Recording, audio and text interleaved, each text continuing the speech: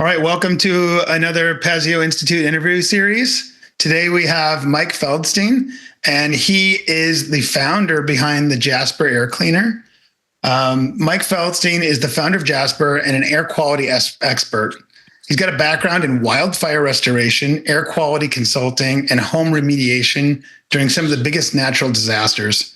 Mike started Jaspr to innovate air science and technology. His goal is to protect air quality and improve human health using the latest air quality science. Love having you here, Mike. You got a fantastic product that I am telling every patient about. Air quality is something that I've been preaching to my patients for a really long time, especially their indoor air quality with, homes being so sealed up now. The air quality inside is just horrendous, and people don't understand what's in their house that's actually wrecking their air quality. And their air quality wrecking them. Yep, exactly. So I believe that here, go ahead. No, go ahead. Just tell us a little bit about, more about your background, your personal story, and what led I'll give you like a 30 seconds of like why I care about air and why I think you should too. Okay. We eat 2 pounds of food in a day. We drink 2 liters of water, but we breathe 17,000 liters of air. So our consumption of air vastly is greater than food and water.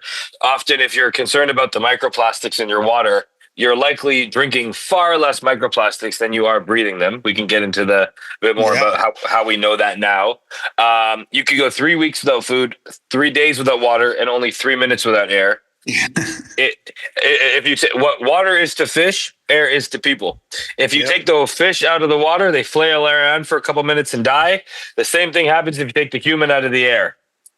So we take it for such granted, much like a fish takes a water for granted. And when there's very contaminated, polluted parts of the ocean or of a lake, the fish don't tend to swim to where the clean water's at, even though we know if we're imagining a fish in heavily polluted water, we're imagining them getting all kinds of sick. And they don't swim away to the clean water because they have no awareness of the water that they're in. And the same way, humans are living in these very polluted outdoor environments and toxic cities and our homes, and we're not doing anything about it because we're not paying attention. Air is the first thing we do when we're born. It's the last thing we do before we die. Between food, water, and air, breathing is so vital that you do it in your sleep. Your body doesn't even care for you to be conscious to breathe automatically for you. And people are talking about diet and nutrition. We don't really talk about how you eat. A little bit about chewing, but broadly, we're talking about food quality more than eating patterns and styles. We talk about water quality more than we talk about how we drink our water. But breath work is literally talked about more than the actual air that people are breathing. And when I kind of had my air awakening, I'll call it, I'm like, okay, this is wild, because I was able to transform my health in a huge way and just my general comfort in my sleep. And then did that for so many more people. This segues me to my background. So for about 10 years before starting Jaspr, I was doing 2 things primarily. I was basically going to the most disaster zones of North America, whether that was a hurricane in Houston, a wildfire in California, a flood in Calgary, wherever the most, it could be a hailstorm, an ice storm, wherever was the most destroyed region. I would go there and set up and help rebuild homes and clean homes and detox homes so people could safely move back into them. And then very quickly learned, people after these disaster zones are very sick. And not just for a week or a month after, often for several months, even years afterward, because the air quality gets heavily compromised and it stays compromised. So I got to see the impacts of mold on people's health, on air quality, on wildfire smoke, all that. And when there wasn't disasters, my day job, my off-season career was air quality consulting. So once I learned a lot about air and environmental testing after disasters, I'm like, hey, the regular air is not that good either. So I took that, and when people would often be sick and didn't know why, chronic sleep was bad, energy levels low, inflammation, autoimmune, itchy eyes, runny nose, sore throat, dry skin, whatever it is, just their bodies aren't feeling great. And then one time they're trying it all though. They're trying to eat right, they're trying to exercise, they're taking all the supplements and like, what the heck? I'm feeling a little bit better here and there, but I'm not really feeling great. Then they would go on vacation and they would feel awesome. Then they'd go back home and they'd be sick again. And then they'd have this aha moment, is my home making me sick? And that's where we would come in. We would do a deep dive on their indoor environment, where they're sleeping, where they're hanging out, their workspace. We would find the mold and the air that they're breathing and give them a plan to fix that situation. And this converges perfectly because when I was doing floods and fires and mold cleanup, we would use machines called air scrubbers, big industrial looking machines. They could be somewhere between a photocopier and a subwoofer. They were that ugly. They were that big. They were that loud. So it made perfect sense for a industrial situation, like a post-construction mold situation. But you could never use it in your day-to-day life. It's too loud. It's too obtrusive. It's not practical. And then if you kind of compare that against the average portable air purifier that you see at Amazon, Walmart, Best Buy, etc., there are these little plastic machines. They solve the price problem. Some of them solve the noise problem, but they don't really clean the air very much. So I realized I'm going to someone's home. They're sick. Their air is bad. And I'm like, I could either give you this cheap little thing that will do nothing for you. Not going to do that. Or this big, large, loud industrial machine. That's not going to help you.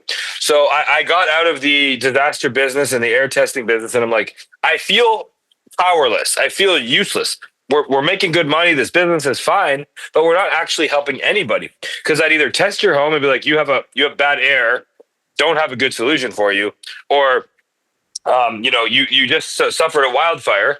We detoxed your whole home. 2 weeks later, your home is recontaminated again because the outdoor air recontaminated your home.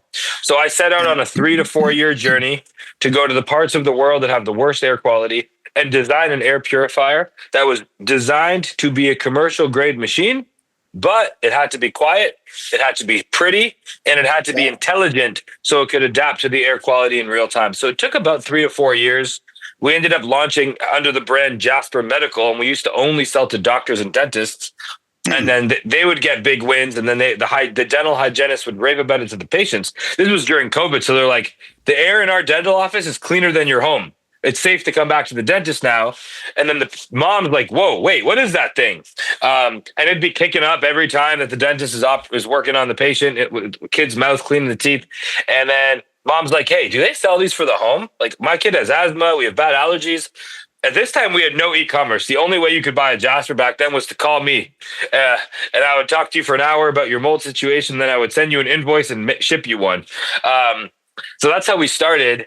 And then the dentists, typically their 5-star reviews would be like, my staff feels safe. My patients feel safe. But then when the family started to buy, it's like, my kid's sleeping through the night. My husband stopped snoring. My allergies are gone. My kid used to have an asthma attack 5 times a week. Now it's 1 time a week, very minor. They're like, whoa, I didn't realize the air was that big of a deal. And I'm like, okay, I'm not selling to dentists anymore. We've been able to cut our price in half since then and just be completely focused on serving families and helping people sleep better. But I did not intend, I thought we were making the air purifier for wildfire smoke.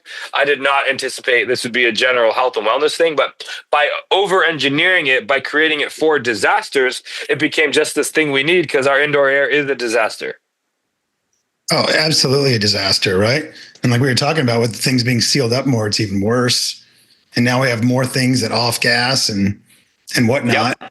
Yep. And then, when people get an air quality from the government, when they release it, it's only the particulate matter 10, not the particulate matter 2.5 that they're talking about.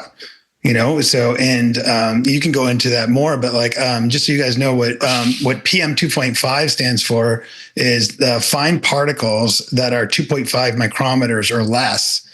And a millionth of a meter. Yeah. And the reason that they're so important is that those will go all the way down your lungs, all the way to where the gas exchange in the blood happens. And so those things will go right into your bloodstream. And they'll affect the way that your body exchanges gas. And you can absorb all types of things that you would never imagine, even up to heavy metals. So the neat thing about PM 2.5 and why, so it's really fascinating because it's like, why don't we talk about PM1? It's even smaller than PM 2.5. Well, PM 2.5 is this weird size where it's small enough to get in your lungs and your bloodstream, but too big to get out. So Yep. PM1, for example, it comes in and you breathe it out. It's small enough to come in and small enough to get out. PM 2.5 is small enough to get in, but too big to get out. So it's the most harmful particle size because it just wreaks havoc on our bodies. Yeah, it's just, and there's so much stuff, we'll get into it. Like there's people don't understand how many things they're inhaling, right? You'll get some ozone, warnings, but what are you going to do about it? Right? Nitrogen dioxide, you get no warnings about it. Sulfur dioxide, you get no warnings about it. Maybe you have a carbon monoxide meter in your house. Maybe you don't. Volatile compounds, you have no idea. And people have no idea all the products in their home that are off-gassing or the products that they're using that have volatile compounds and how horrible that is for your health, from cancer to messing up your hormones. It's just horrible. And then, you have pollens and mold spores like you were going into, that can mess you up. And of course, the heavy metals. So there's so many things that we breathe. And the other thing is that when people exercise, they don't understand that if you're exercising, you're breathing about 8 times the amount of air during exercise than you are at rest. So you're about 8 hours worth of breathing you're doing in that 1 hour exercise. And if you're somewhere where the air isn't clean, you're taking in all of those toxins. And said another way, or to build on that more, if you're in a space that's not, because you want fresh air and you want clean air. Those two things. So no air purifier is not going to help you with the fresh air part. It's not an oxygen machine. Right. So the other thing, when you're breathing at a high rate, you're also creating a lot of carbon dioxide. Yeah. Which is why you feel awesome going for a run outside and not nearly as awesome going for a run in your basement on a treadmill with the door shut. And you can run a lot better outside because you actually have air to breathe. So there's a few factors there for sure. Going back to the outdoor air reporting stuff, the AQI thing's a little weird because it's different cities and different countries sometimes report on it a little bit different, but it's kind of a black box where they just call it the air quality index, and they don't really tell you too much about what's going on. But yeah, theoretically, you could be beside like a chemical with a smokestack and it smells, and you look outside and you Google air quality near me, and it's telling you it's 5 stars, all is good. It's like when back in the day, I mean, still for probably most Americans and Canadians, they're just like, I'm going to the doctor for a blood test. I'm like, for what? I don't know, blood test, everything. They're doing the whole gamut. Like, what do you mean? What are they testing for? Yeah. And like, that's just what it was. Like, we'll call you if you're dying. No one's striving for optimal. No one even told you what you're testing for. So when someone's like, I got my water tested, I'm like, for what? When I got my air tested, all good. I'm like, what'd you test for? They're like, just this one thing. So this is why these types of I'm not really too big on the Instagram and TikTok. We're there a little bit because you can only pack so much into 30 seconds. Sometimes you need to talk. And if there's any really important goal that I have with a podcast like this, it's to increase air awareness and have people paying a little bit more attention. And if you think about your home is a big fishbowl. Well, water is to fish, air is to people. So if you think about a fish tank, you might once or twice a year scrub the inside of the fishbowl, but really, how do you keep a fishbowl clean? You get a pump and a filter. You filter the water. If you have a swimming pool, you filter the water. You don't really jump in with like a scrub brush and scrub the sides and the bottom of the pool. Meanwhile, in our homes, we're so busy vacuuming and mopping and wiping the counter and changing the sheets, we forgot to filter the water, which is in our case, it's the air. Yeah. So think about your home as a fishbowl and having no filter for the air. So it can be if this was water, we would see it as like black, gray, cloudy, very dirty, polluted air. Unfortunately, or maybe fortunately, we'd probably drive ourselves crazy. We can't see most of the stuff in the air. It's too small. If I take a sample of the air right in front of me and I put it under an electron microscope, you would be shocked at what you can see. Oh, of course, right? And for everybody out there, there's so many different air quality, not air quality meters, but like the air cleaners, and most of them are just they're just not useful, or they're too big and they're made for industrial uses and they're really loud. The nice really thing about Jaspr, and I have one, is that there's an air quality meter that has PM 2.5 right on the top of it. And the nice thing is it's color coded so you can see what's going on. And it picks up things immediately. So that, like, for instance, a lot of people have gas stoves. And they don't realize that. They're like, oh no, my gas stove burns super clean. It's a blue flame. I have a hood and everything's fine. But you'll notice that PM 2.5 goes through the roof after just a few minutes of using a gas stove. I mean, that's why there's a really big initiative to try to get rid of these gas stoves and to move over to electric and induction and things like that. And people are pushing against it. But the second you have an air quality meter in your house, you'll be like, oh yeah, this has got to go. I've never tested a home before when I was doing air quality consulting that had a stove that didn't have at least 0.5 ppm of carbon monoxide through the whole home. So they have standards and levels of like safe levels carbon monoxide. And maybe that's true, but like I think when it comes to things that would kill you in high doses that are optional, I think the best amount is 0. Of course. Especially like often no one thing is going to get you, but it's the beat down, a little carbon monoxide here, a little VOCs there, a little PM 2.5 here, a little microplastics there. And a lot of health stuff is very honestly, I'm not a really high willpower guy. So I like to be around, I like to travel with people who work out every day. Cause I'm like, all right, I guess that's what we're doing. But without that, I like delicious food. Sometimes I like a glass of wine. Going to the gym regularly is difficult. I go as much as I get myself to do it. But filtered water and filtered air are easy. They're two health things that take a little bit of money, but basically no willpower. And I'd rather optimize for the things that take no willpower first. Even eating clean is hard. It's not that easy because our brain tends to get addicted to the most delicious stuff, not the most nutritious stuff. But a glass of filtered water is way better than a glass of dirty tap water. So, sneezing feels pretty good. I'm glad. It's nice when there's a bodily reaction that happened to be nice. And polluted air, like garbage smelling air or moldy air, dusty air, there's nothing nice about that. Thank God. When you breathe clean air, you feel awesome immediately. And I always tell people there's actually one really bad thing about investing in clean air, and that you will very likely become an air snub. Oh yeah, right. So a lot of things, we were talking about the things in your place that can cause a lot of, damage to you, right?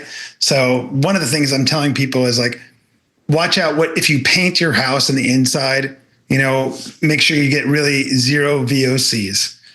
Watch out for new fabrics and dry cleaning and dry clean clothes and new carpets, and products that can off gas. And, you can go into that because I've seen that you guys have tested different home products. So I'd love you to go into some of the common home products that really dirty your air.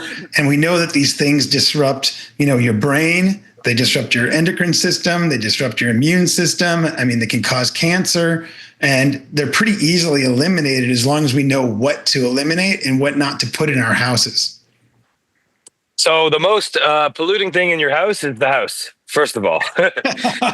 Before we even start with what's in your house, it's the house. Yeah. So if you think about a modern home, what it's made from and the manufacturing process, there's a lot of lumber, there's some insulation, there's paint, there's a lot of adhesives. So a lot of these materials were manufactured mostly overseas. Yep. And then the second the supply chain is dialed in. So the second that piece of drywall board in your home is produced on the line, it's instantly packed, sealed, and it's put on a boat. And then that is very quickly being built. And your furniture is the same way. So, you got that nice new couch. It's manufactured. It's airtight, wrapped, and packed, so it doesn't get humid and it doesn't get messed up on by boat overseas. You order it online, or you go to the store, you buy your thing, and then the time, you would be shocked. The time between factory and your home is very small. It's not like it sits in the warehouse for a year, off-gassing under the sun with the wind on it. So it gets manufactured in a very hazardous environment, and then there's so many weird codes and stuff with fire retardants on your furniture and stuff. So all those chemicals get wrapped up tight, and then it gets the off gas in your home. So insulation, paint, not great either. I keep meaning to look this up, man, and I have not done it yet. But when was the word indoors or outdoors or inside or outside even invented? I imagine trying to talk to someone like 500 or 1,000 years ago and like be like indoors, and like we'd have to talk about the idea that in the future there would be a time where we create these airtight bubbles where we spend 95 to 99% of our time inside, and we occasionally go outside. They're like, wait, what's outside? It's like, here, it's Earth. It's right here. It's great outside. And now we started doing everything. It started with a roof over our heads to keep the rain out, maybe some walls to keep the wind out, maybe the predators, the bugs. And then we can make them a little tighter, maybe a fire stove, a little thermal comfort. Fast forward a few hundred years, we have these nice little artificial boxes with perfect thermal comfort where the temperature can be 70 degrees all year long. Well, we'll trade off, us humans, we will give up almost anything for comfort. We love comfort, which is funny because temperature is one of the 5 factors, the big 5 factors of air quality. Like, it's just the one that's most acute, because our body like knows if we could freeze to death if it gets really cold. But like theoretically, if your home was set to 62 or 82, your body temperature isn't even really going to change. You could actually handle with quite a bit of thermal range, but you'll feel uncomfortable. Same thing if you go in a hot tub or a cold pool. Ooh, I'm cold. But we are paying almost no attention at all. And then we pay less attention to humidity. But it's really empowering for people to realize, like, if you take 5 people, and we all go outside or even inside, and we all write down what temperature we think it is on a piece of paper, and we put them upside down, and we all flip them over. Man, often we're within 1 or 2 degrees, inside, outside. And what's that tell you? It tells you that you have a temperature sensor in your skin, built right in. Yeah. You know what the desert feels like. You know what a rainforest feels like, or you know what humid feels like. How do you know?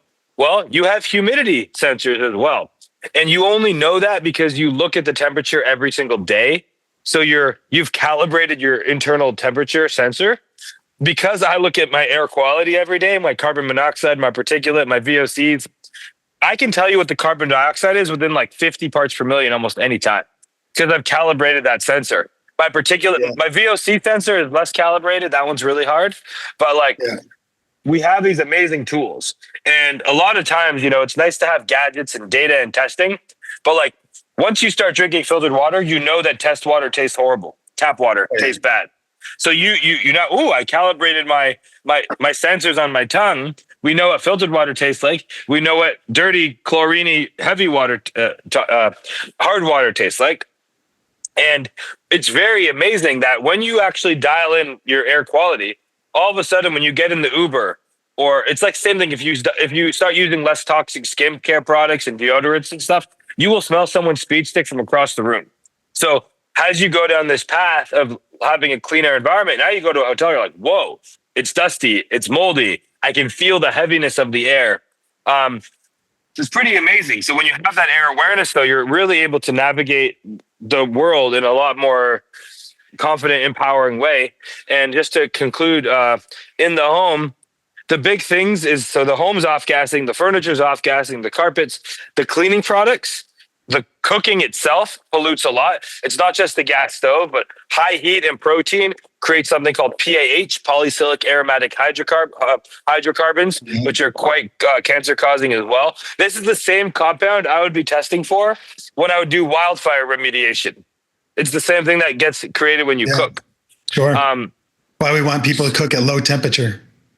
Yeah, and food tastes better too. It does. Low and slow. Totally. We're in the Midwest, and so we have Monsanto all around us. So, they're spraying for everything. So we have a lot of pesticides and herbicides in the air. There's a lot, the trucking comes through there. So we got a lot of volatiles, a lot of heavy metals. And then a lot of people live in these newer high rises, and they're like, I live in these brand new, super clean buildings. And I'm like, it's not, it's super sealed. And that air just doesn't get a lot of fresh new air in it. And exactly. One of the things I'd love you to talk about too is people think like, oh, I have HVAC and I change my filter all the time.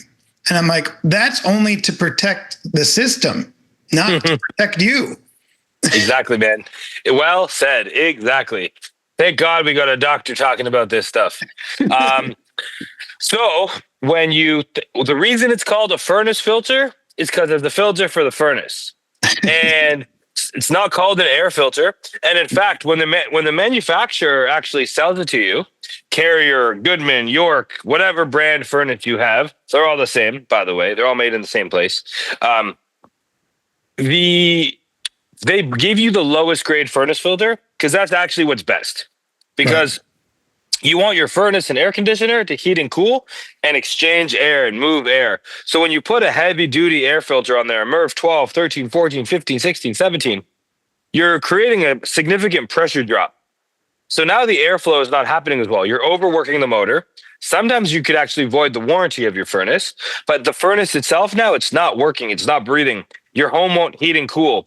Now you're going to have more carbon dioxide because you don't have good airflow. Yeah. So, and this was created. If you look at the brands who are selling you filters, it's not the filter. It's not the furnace company. It's 3M. It's Filtrete. It's third-party companies that were like, you protect your allergens. And if you're changing your furnace filter and it's dirty every 3 months, that just means your air is dirty. Yeah. That thing is not designed to filter air. I'll tell you straight up.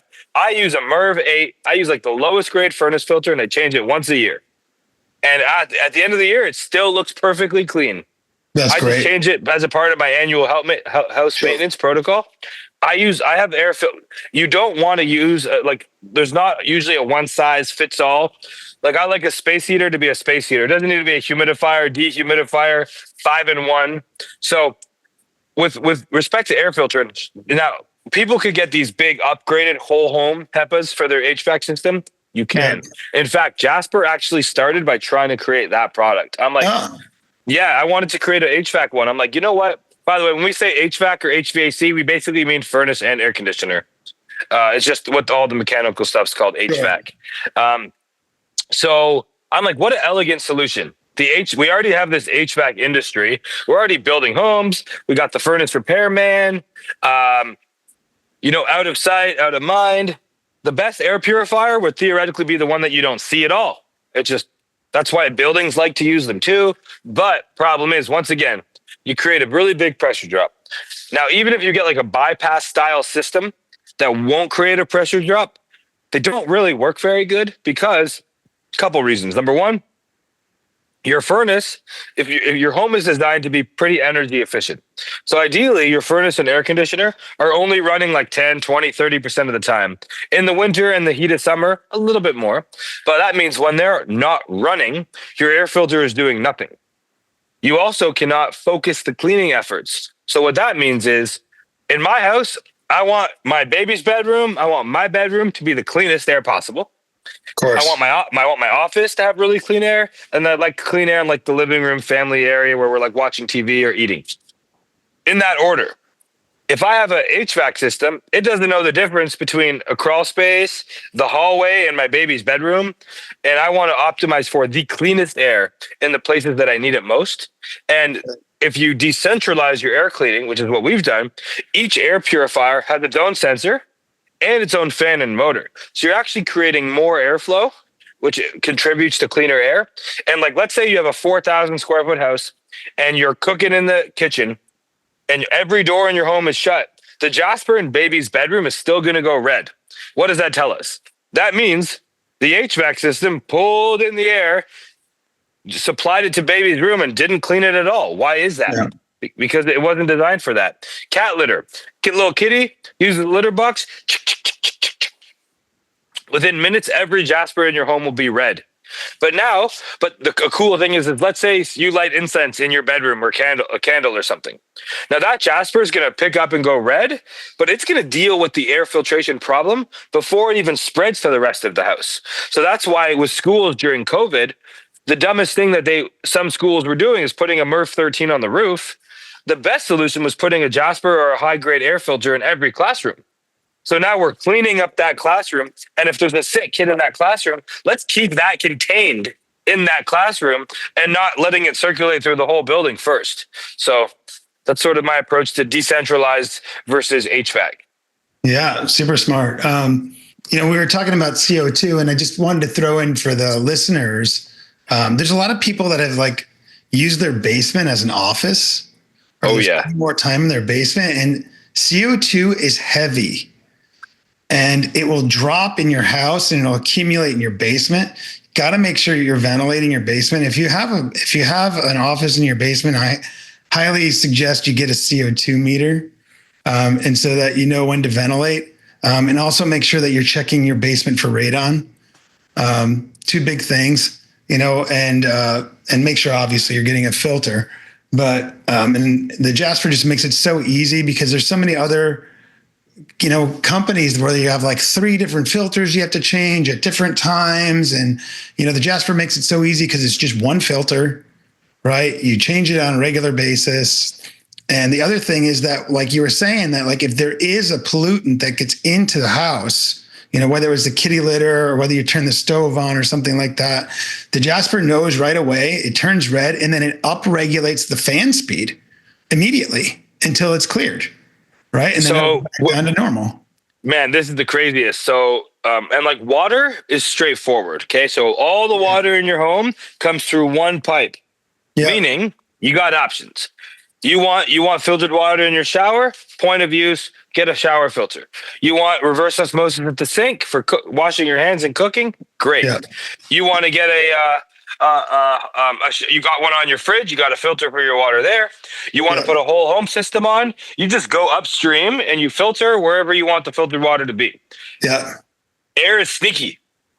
Unless you built like a super modern custom home with an ERV and a fresh air intake, the way air is entering everybody's home is everywhere.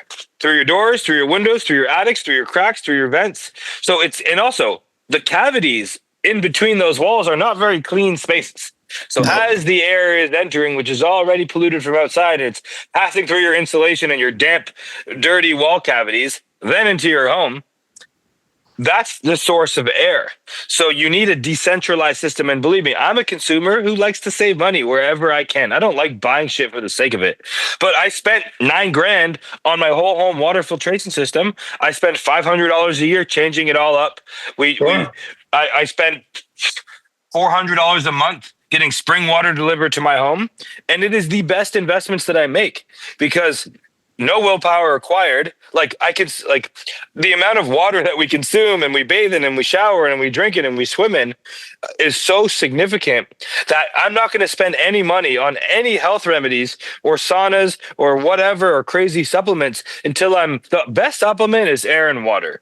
And from there, let's move to food, and then let's move to all of the extra stuff that makes sense, that help us detox, that help us balance things where we're not absorbing nutrients and all that. But the best nutrient is oxygen, and the way you get it is by breathing. So to me, it seems like very first principles to start there. And when you think about, air is coming in from everywhere, and that's why a decentralized system is ideal. And if you think about $1,000 or $800 air purifier, like that sounds expensive. But if you think about $2,500, because they get cheaper when you buy more. But if you think about $2,500 or $3,000 for a whole home to be breathing 10 to 20 times cleaner air at home, where you spend 95% of your time, it's kind of a no-brainer. It's a no-brainer. For sure it is. And I'd like to tell people, I'm really conscious of budget stuff. So one of the best air for anyone out there, we'll get into Jaspr stuff after, but like a DIY air purifier that you can make for under $200 is going to crush almost everything you see at Walmart and Best Buy and Home Depot and Amazon. Now, like you can make a machine that will clean the air very well for under $200 at home. You can have it done by the end of the day at Home Depot. If you Google like Corsi Rosenthal box, Corsi with a C, but even just DIY air purifier, you'll see lots of different designs. Those actually, though, you'll get a big box fan, 4 filters, and they work great. The problem is they're big, they're ugly, they're loud, and they're not smart. But in terms of just straight up cleaning power, the fan and motor is going to be way bigger than what you're getting at a little. Because like, think about it. Most air purifiers, they're plastic on the outside. If they put cheap plastic on the outside, what do you think they put on the inside? Exactly. So, but for most folks out there, and we can go through the whole range, but like, yeah, it's very unfortunate, and uh, I welcome all the brands to step up their game and start using metal and start using better stuff because, like, there's a lot of air breathers out there. Oh, for sure. I want to get into some of the other stuff before we run out of time, but I just Let's do want it, to man. based on so all the stuff we've been talking about is basically sick building syndrome. And one of the things I wanted to bring up is the EPA headquarters in Washington, D.C. What they did, and if you think the EPA is looking out for you, think again. So they changed all the carpet one day, and they had a massive amount of people getting sick. And that toxic had basically neurotoxins in it. And almost 50% of the people had to go home and they had to rip out all that carpet. So, be careful when you change carpets or something like that, that you're getting stuff that's not going to be super off gassing and things like that.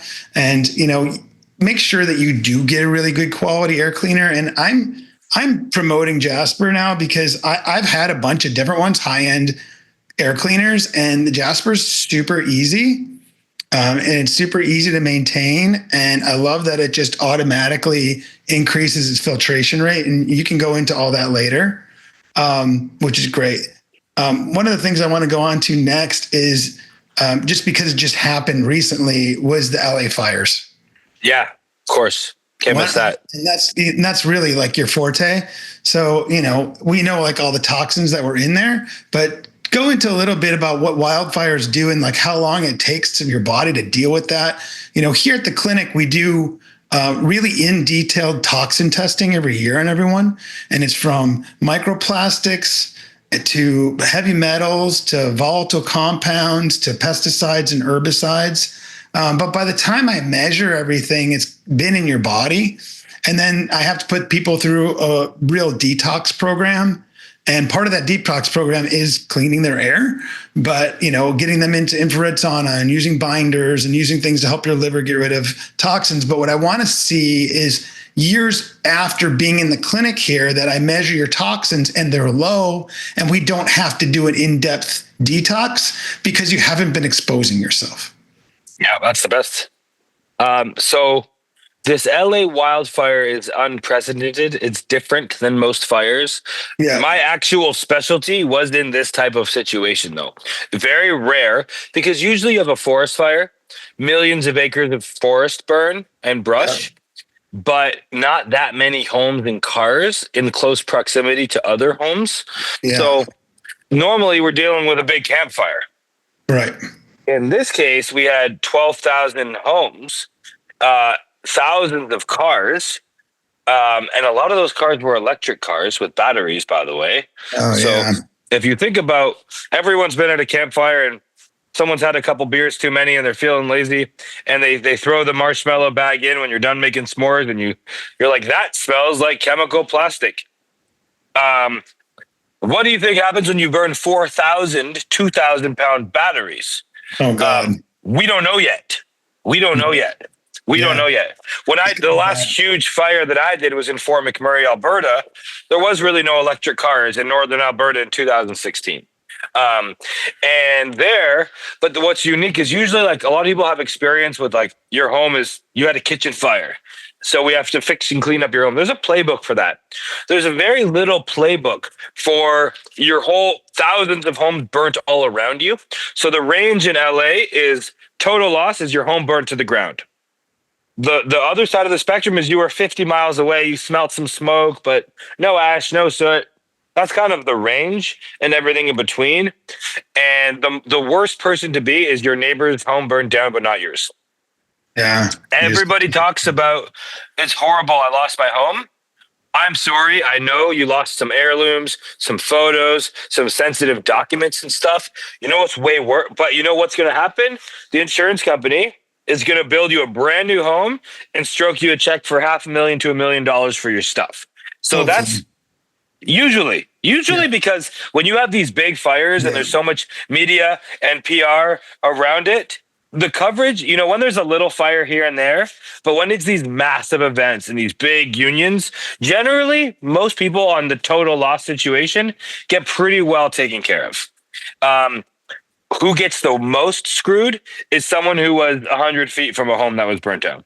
Because now their home is so inhabitable. When a home burns down, it burns at about 2,000 degrees Fahrenheit. Once you get over like 1,200 degrees Fahrenheit, first of all, aluminum melts at 11 to 1,200 degrees. So when I was in LA a few weeks ago, I went around, I tested a lot of homes, and I wanted to see for myself what was going on.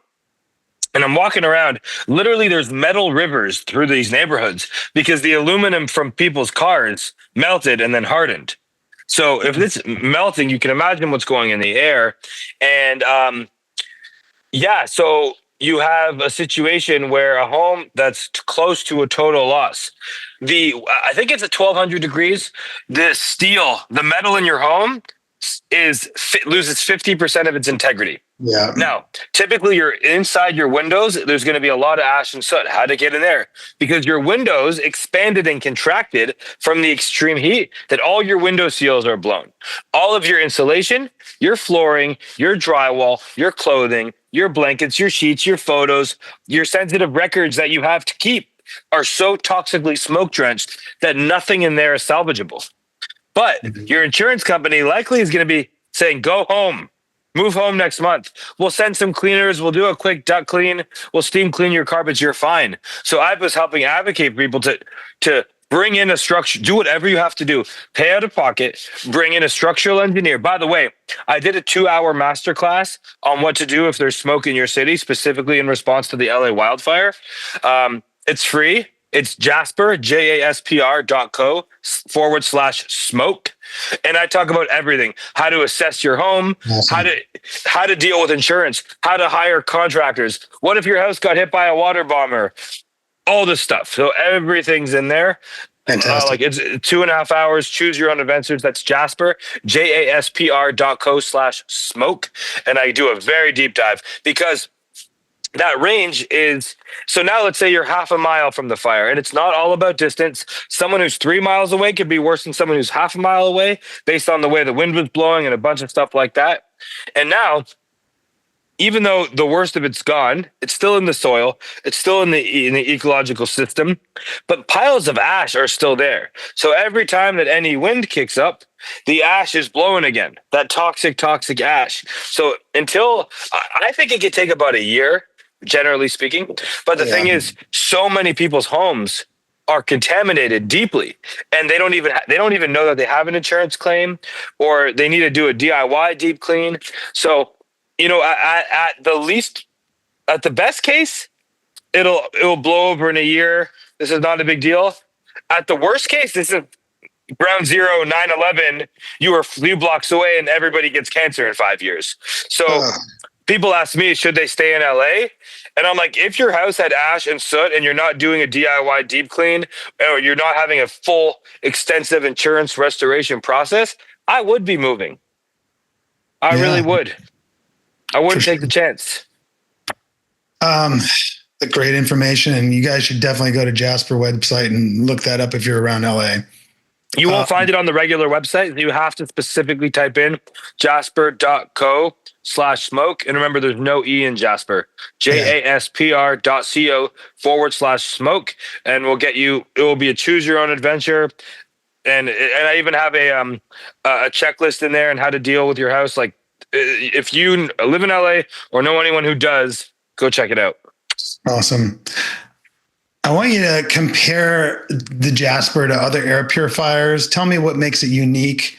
Explain to people about like the program that you have, especially like, replacing the unit, if they have a membership. And, I just think that the way that you guys set everything up is just wonderful. Well, I'm not a big fan of market research when it comes to business. I think that the best thing you should do is do what you want as if you were the customer. Yeah. And, they teach us when we're kids, like treat others how you'd want to be treated. And I think when you have an opportunity to run or manage a business, treat your customers how you would want to be treated if you were a customer. So I hate when I buy a product and I get the warranty and then it breaks. And then I try to go do my warranty claim. They want photos, videos, original box, packaging, receipts, some obscure shaped box. I got to go to FedEx. I got to ship it back. I just lost half a day on like $200. The thing only cost $400. What just happened? So I don't want to make anybody ever go through that. So if you buy a Jaspr, you get a lifetime warranty. It comes with the filter subscription. So yes, there is a recurring cost. It has a filter. Of course it does. You got to change filters in your car, in your furnace, in your water filter. Your air purifier is no different. So the filter automatically comes every 6 months. As a part of being in the filter subscription, you get a lifetime warranty. The way that works, if your Jaspr breaks, it's an electronic, eventually it will break. Whether that's in 1 year or 25 years, eventually all things break. We design them to last 25 years, but things happen at year 3 and year 4 all the time. So what we do is we send you a brand new Jaspr. You take the new Jaspr out of the box, you put the old Jaspr in the box, you get a prepaid shipping label from UPS, and then we send UPS to pick it up from your front porch at 9 a.m. If you're in a building, we send them to come up to your unit. So we cover the cost of shipping both ways. We cover the cost of sending you a box. We send you a new unit. And then typically we take your old unit back, we refurbish it, and then we donate them to daycares. Fantastic. Because I learned when my daughter was at daycare, she was coming home with a little booger ball every day, constantly sick. And people were saying it's normal. Your kid should be sick 90% of the time for the first few years. And I'm like, it makes sense that they should get sick sometimes and deal with getting some stuff for the first time. You probably know a lot more about that than me. But I'm like, 90% of the time, this is too much. And then you get sick, and then like the cost of one sick kid is immeasurable. So I donated a Jaspr to her school, and she pretty much stopped getting a runny nose. Well, Finland did a pretty good study this year. They actually put a crappy little air purifier in classrooms, and immediately absenteeism dropped by 30%. Fantastic. Never mind a really good large air purifier. So yeah, the warranty is something I'm really proud of because we just when customers Jaspers break, it's like if you go to a restaurant and get it wrong, as long as they like take it off the bill and fix the steak and bring you something new, it's actually like those are the best 5-star reviews. It's how you handle the issues. So we pride ourselves on handling the issues really well. And then from a product standpoint, at the high level, the reason Jaspr is different, it's because it's bigger. That's the main thing. It's bigger. It moves more air. Moves way more air, so you're able to filter a lot more air. That's the biggest difference. Most other large air purifiers are very ugly and loud. And they have 1-year warranties. And you ask yourself, you're like, why does it have a 1-year warranty? Because it means they only believe in its ability to last 1 year. Also, it's the law. But if they thought it was going to last 5 years, they would give you a 5-year warranty. They would sell a lot more of them. So I'm a big fan of making your warranty match how long you think it's going to last. And then the pressure's on you. It's very scary for us because if we ship a lot of bad products, it will kill us having to send everybody new machines. So we're constantly innovating and getting better at quality and inspecting our goods. So it's bigger. It looks pretty. So you can go, right? You could get the $20 kettle from Walmart, or you can get the $100 kettle. And a lot of people get the $100 kettle because they want one that looks nice, that they don't have to hide in their counter every day. They want something that looks good. So I actually believe that over the next few years, we're going to start realizing that light pollution and noise pollution are just as important as anything else. Like being under big, bright LED lights all the time and in a loud environment are big factors. And that's why when you go into like a beautiful, well-designed hotel, like what's the difference between $1,000 night hotel and like $100 one? It's mostly design, service and design. But like you feel good with those plants, even if they're fake, nice wood, diffused lighting. You feel calmer in a well-designed space. So when you put art or furniture in your home, you can actually feel better. You can have less stress by being in a well-designed space. So it had to be beautiful. It had to be effective. And then it had to be made from metal, steel. So it's a high quality industrial grade machine. And then the sensors. So if we went back in time 10 years, those sensors alone would have cost us like a couple grand. Sensor technology has improved so much that now we can literally have like commercial grade sensors right in the air purifier. So yeah, not only does it go red and green, but you'll see the number on the screen. So think about Jaspr like your air education sidekick. So it's going to help you realize, is your cooking polluting? Your hairspray, your cleaning products, your incense, your candles, your diffusers. Your kid comes home and their friend hits a vape pen. The amount of people who bust their kids in their bedroom smoking vapes and stuff because the Jaspr downstairs went red is staggering. So, yeah, all those things.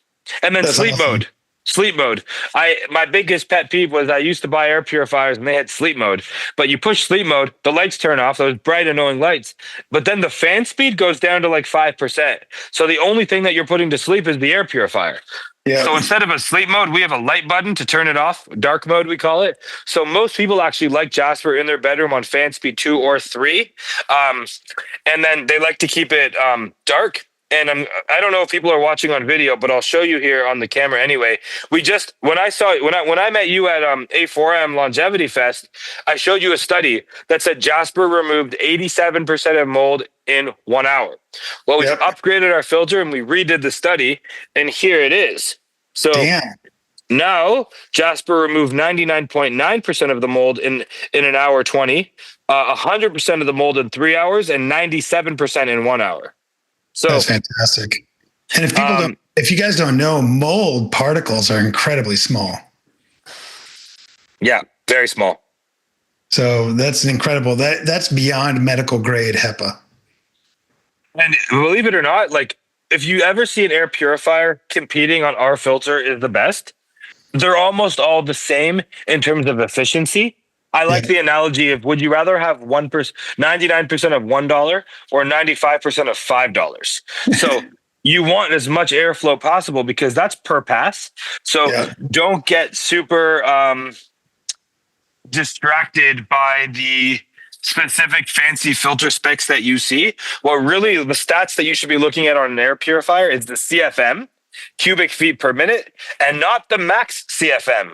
You want to know the minimum CFM, because when an air purifier at Walmart said for extra large rooms, says it's for 1,000 square feet, if you read the fine print, it's like, that was the air purifier on high speed in a controlled sealed room with 7-foot ceilings. It's always in this doctored environment. So you got to be really careful of reading those claims. Right. And the Jaspr also has a carbon layer, so you can remove VOCs and odors and gases and all that kind of stuff. Yeah. And that's why the filter has to be changed every 6 months, by the way. A HEPA could last longer theoretically. But we want it to optimize for simplicity. Nobody wants, like the air doctor, for example, it says on there you have to vacuum it every month. And like if you had 4 air doctors, that's 48 vacuums a month. And then there's 2 sides of 3 filters each. Like our lives are way too busy for that. So we optimize for simplicity over everything. And then the carbon is done by 6 months. By 6 months, your carbon is totally shot. And we made it so you could change the filter in about 20 seconds. So in 20 seconds, the filter is done. And no tools. So you guys no tools, which is fantastic. If there was a tool, we'd give it to you, but there isn't any. So there's all these life-changing benefits of clean air, right? And, if there's anything you get out of this is you got to clean your air, right? The air in your apartment, your house, outside, all the air is dirty. You're inside a lot more than you're outside now these days. So make sure your air is clean. Jaspr has a fantastic, product for you, and, the customer service is there, and it's really easy to change the filters, and you get direct data on the quality of your air. I mean, you really can't ask for a lot more. You're going to have reduced allergy and asthma symptoms. You're going to sleep better. You're going to have a little bit better mental clarity. You're going to reduce a lot of these toxins that can be neurotoxic or cancer provoking.